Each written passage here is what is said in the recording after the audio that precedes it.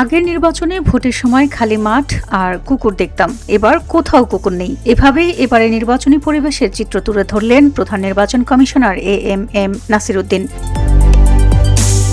বৃহস্পতিবার রাজধানীর স্কার্টন গার্ডেন উচ্চ বিদ্যালয় কেন্দ্রে ভোট প্রদান শেষে সাংবাদিকদের সঙ্গে আলাপকালে তিনি বলেন, জাতিকে সুষ্ঠু, সুন্দর ও বিশ্বাসযোগ্য নির্বাচন উপহার দেওয়ার যে অঙ্গীকার করেছিলেন তা বাস্তবায়নের পথে রয়েছে।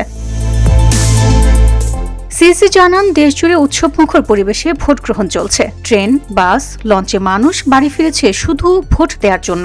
ভোটকে ঘিরে তৈরি হয়েছে গণতন্ত্রের এক উৎসবের আবহ।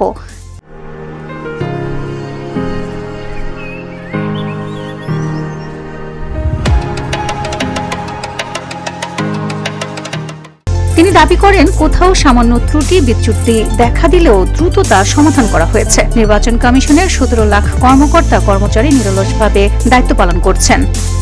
এই 17.5 লক্ষ লোককে 100টায় গাঁথা, এটা যে কত কঠিন কাজ আপনারা একবার একটু কল্পনা করে দেখুন।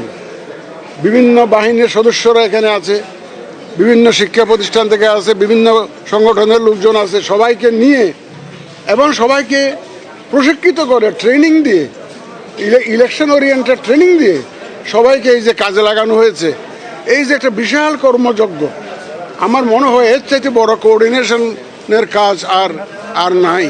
আমরা ইনশাল্লাহ এ পর্যন্ত আপনাদের সহযোগিতা নিয়ে সব চ্যালেঞ্জ মোকাবেলা করে এসেছি। আমরা জানি না সামনে আরও কি চ্যালেঞ্জ আসবে।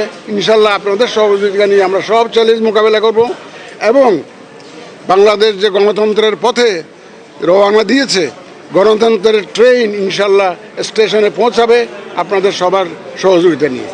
রাজনৈতিক সৌহার্দ্যের চিত্র তুলে ধরে সিইসি বলেন, বিভিন্ন কেন্দ্রে প্রতিদ্বন্দ্বী দলের নেতাদের হাসি মুখে কথা বলতে দেখা গেছে, যা ইতিবাচক রাজনীতির প্রতিফলন।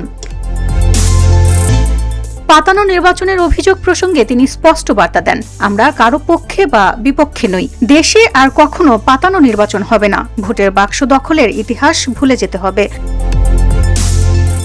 আন্তর্জাতিক মহলও এবারের নির্বাচনী ব্যবস্থাপনায় সন্তুষ্ট বলে দাবি করেন প্রধান নির্বাচন কমিশনার। গণতন্ত্রের এই পরীক্ষায় কমিশন সব চ্যালেঞ্জ মোকাবেলায় প্রস্তুত, এমন প্রত্যাশার কথাও জানান তিনি। VOD Bangla news desk.